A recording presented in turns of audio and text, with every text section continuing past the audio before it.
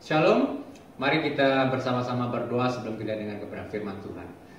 Tuhan Yesus, terima kasih untuk kebaikan kemurahan Tuhan. Izinkan kami pada saat ini boleh kembali mendengar kebenaran firman Tuhan, belajar firman Tuhan, dan Kau menolong kami untuk kami boleh diberikan pengertian hikmat bijaksana akan maksud kehendak Tuhan. Terima kasih Tuhan, kami sambut firman Tuhan di dalam nama Tuhan Yesus. Amin. Kali ini kita akan sama-sama membaca firman Tuhan yang terambil dari Mazmur. Mazmur pasalnya yang ke 118, ayatnya yang ke-6, ayat 5 dan 6. Dalam kesesakan aku telah berseru kepada Tuhan, Tuhan telah menjawab aku dengan memberi kelegaan. Tuhan di pihakku, aku tidak akan takut. Apakah yang dapat dilakukan manusia terhadap aku? Menarik sekali adalah kalau kita melihat ayat kelima, bahwa dalam kesesakan aku telah berseru kepada Tuhan. Yang menjadi menarik begini, hari ini kita sama-sama mengalami kesulitan yang luar biasa. Belum pernah dalam sejarah kita umat manusia terjadi pandemi yang begitu luas yang melibatkan lebih dari 200 negara. Ketika kita bicara kesulitan hidup, ekonomi porak-poranda, itu bukan hanya bicara tentang satu negara, tapi kita bisa lihat ini melewati baris batas negara, benua, dan kita bisa menyaksikan dari negara yang begitu luar biasa akhirnya sekarang juga mengalami masa-masa yang sangat-sangat sulit. Bagaimana dengan kehidupan saudara hari ini? Kesulitan hidup itu bukan semata-mata milik golongan tertentu. Semua orang mengalami masa-masa yang sangat sulit hari ini. Kalau kita melihat bagaimana pemerintahan kita berjuang dengan keras, bagaimana kita bisa melewati kondisi ini, orang berkata seperti buah si malakama. Bagaimana tidak? Ketika kita berjuang tentang kesehatan, pilihan lain adalah ekonomi yang akan porak-poranda. Ketika ekonomi porak-poranda akan terjadi resesi yang begitu besar. Begitu resesi begitu besar terjadi, maka bukan hanya bicara tentang political, bukan hanya bicara politik saja, tetapi sudah menjadi puncak dari gunung es, bahwa kekacauan itu akan mendera bertubi-tubi kepada setiap anak bangsa, dan itu akan menyebabkan bahwa bangsa kita akan jatuh ke dalam jurang yang paling dalam.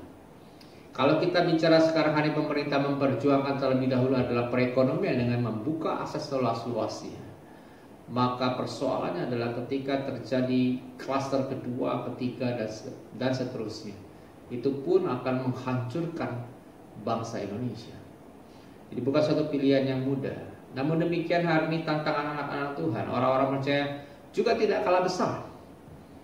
Dan di dalam kita mengikut Tuhan, ada momen, ada masa di mana kita pada akhirnya berkata, Tuhan, saya sangat begitu kelelahan ketika saya dalam mengiring Tuhan. Kenapa? Ada begitu banyak tantangan hidup, kesulitan hidup yang begitu kuat menyerang langkah-langkah kita dalam mengiring Tuhan.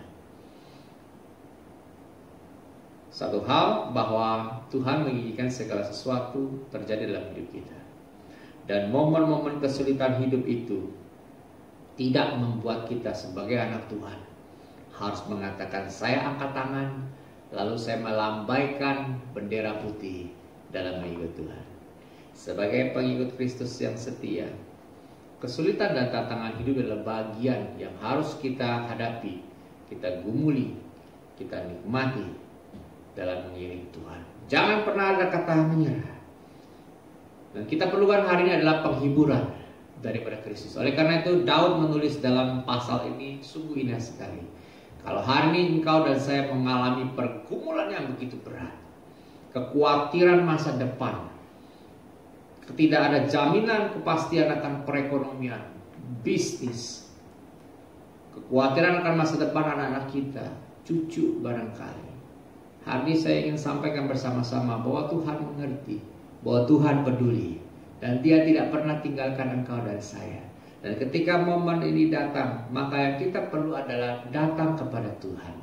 Makanya jeritan di pasal 118 ayat kelima, dalam kesesakan aku telah berseru kepada Tuhan, Tuhan telah menjawab aku dengan memberi kelegaan.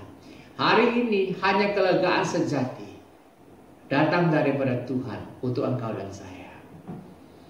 Saya mengerti bahwa hari ini kita berjuang luar biasa, sangat berat. Belum pernah kejadian seperti ini terjadi dalam sejarah kita. Inilah pertama kali semua orang, semua bangsa mengalami keputusasaan. Kalau kita melihat semalam saya mendengar berita bahwa sekarang di Amerika nomor 1 dan nomor 2 adalah berhasil. Tingkat terjadinya kematian yang begitu masif, begitu besar, membuat ekonomi porak-poranda, membuat masyarakat bingung, membuat pemerintah lebih bingung lagi. Apa yang harus dilakukan? Mari sidang jemaat dikasih tahu saudara-saudara sekalian dimanapun kita berada hari ini. Persoalan di depan mata, masa depan yang orang berkata sangat gelap. Hari ini kita sebagai pengikut Kristus, sebagai anak-anak Tuhan, iman kita diuji. Apakah kita akan bertahan? Apakah kita sungguh-sungguh mengandalkan Tuhan? Dan apakah beban kesesakan yang begitu menghimpit hidup kita, akankah kita mengambil pilihan menyerah, berdamai dengan bumi ini, berdamai dengan dunia ini, atau kita justru berkata, aku berserah, serahkan hidupku kepada Engkau Tuhan, pimpin langkah hidupku. Kalau engkau hari ini dalam kesesakan yang begitu berat, datang sama Tuhan, dan biarlah kelegaan sejati datang daripada Tuhan kepada engkau dan saya, dan hidup kita akan dipulihkan Tuhan untuk boleh kita bangkit kembali, melangkahkan kaki kita dan menelusuri kegelapan malam, menelusuri kesulitan-kesulitan dalam hidup ini bersama dengan Kristus yang selalu memberikan hope, pengharapan buat engkau dan saya. Tuhan Yesus memberkati dimanapun kita berada. Mari kita berdoa. Bapa yang baik, terima kasih untuk renungan yang singkat ini Tuhan. Di dalam Engkau ada kelegaan, di dalam Engkau ada pengharapan, di dalam Engkau ada kepastian. Di depan kami masa depan, kesulitan hidup apapun yang kami ragukan, yang kami takutkan, bersama Engkau Tuhan kami tahu ada kepastian. Bersama Kristus kami boleh melihat dan kami bisa melakukan perkara besar karena Allah kami Allah yang besar. Terima kasih Tuhan untuk kebaikan kemurahan Tuhan. Ajarkan kami, bukan hanya kami dengar-dengaran, tapi kami mau menghidupi kebenaran firman Tuhan dengan menjadi pelaku firman. Terima kasih Tuhan, di dalam nama Tuhan Yesus kami berdoa. Amin.